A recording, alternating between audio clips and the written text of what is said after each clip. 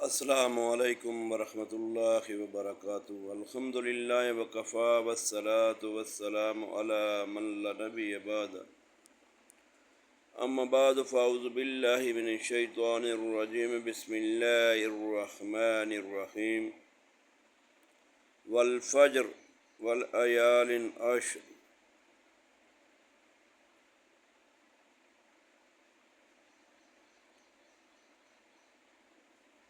دوستو، اللہ تبارک و تعالیٰ نے سورہ فجر میں فجر کے وقت کی قسم اٹھائی ہے اور 10 راتوں کی، والیال عشر، اور قسم ہے 10 راتوں کی۔ یہ جو 10 راتیں ہیں، ان کے حوالے سے مفسرین نے، جن میں حضرت عبداللہ بن عباس رضی اللہ تعالیٰ عنہ اور دوسرے محدثین نے اس حوالے سے فرمایا کہ یہ ذی الحجہ کی وہ 10 پہلے دن ہیں اور 10 راتیں ہیں جو کہ بڑی ہی فضیلت والی ہیں، جن میں ہر نیکی کا عمل اللہ کے ہاں بڑا ہی مقبول ہوتا ہے، بڑا مقام رکھتا ہے، اور اجر و ثواب کے لحاظ سے یہ 10 دن جو ہیں، ان سے افضل پورے سال میں کوئی دن نہیں۔ نبی علیہ الصلوۃ والسلام سے پوچھا گیا ذی الحجہ کے ان 10 دنوں کے متعلق، تو نبی علیہ الصلوۃ والسلام نے فرمایا کہ ایک وہ شخص جو اللہ کے راستے میں جہاد کے لیے نکلے اور اس کا سامان، اس کا ہتھیار اور اس کے جو سواری ہے وہ ذاتی ہو، اور وہ شخص میدان جہاد میں جائے اور وہ وہاں پہ لڑتا ہوا شہید ہو جائے، اس کا مال بھی لوٹ لیا جائے، اس کی سواری بھی چلی جائے، اس کے مقام کو کوئی نہیں پہنچ سکتا، اس کے علاوہ سب سے بڑھ کر یہ دن اور راتیں ہیں۔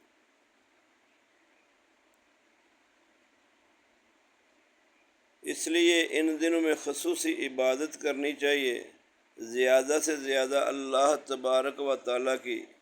حمد و ثنا کرنی چاہیے۔ اور دوستو، جو لوگ قربانی کرنا چاہتے ہیں، ان کے لیے جو نبی علیہ الصلوۃ والسلام نے حکم فرمایا کہ انہیں چاہیے کہ وہ اپنے ناخن اور بال ان 10 دنوں میں نہ تراشیں۔ اس کے بعد، قربانی کے بعد وہ جو ہے اپنے ناخن اور بال کاٹیں تو ان کے لیے بہت بڑا اجر ہے۔ اس لیے مجھے اور آپ کو چاہیے کہ جس شخص نے قربانی کرنی ہے، وہ ذی الحجہ شروع ہونے میں 2 دن باقی ہیں، اس سے پہلے اپنے ناخن تراش لے، اپنے بالوں کو کٹوا لے۔ اس کے بعد یہ 10 دن جو ہیں وہ ان پہ صبر کرے اور قربانی کے بعد وہ کاٹے۔ بلکہ فرمایا گیا جو شخص قربانی نہیں کر سکتا، اس کی استطاعت نہیں رکھتا، اگر وہ بھی اس پہ عمل کرے گا، یعنی ناخن نہیں تراشے گا، بال نہیں کاٹے گا، تو اس کو بھی قربانی جیسا اجر و ثواب ملے گا۔ تو یہ جو دوست قربانی کی طاقت نہیں رکھتے، استطاعت نہیں رکھتے، ان کو بھی چاہیے کہ اپنے ناخن اور بال ان کو نہ تراشیں، ان کو نہ کاٹیں، بلکہ وہ قربانی کے بعد جب نماز ہو جائے، اس کے بعد یہ عید کی نماز کے بعد اپنے بال وغیرہ کاٹ سکتے ہیں،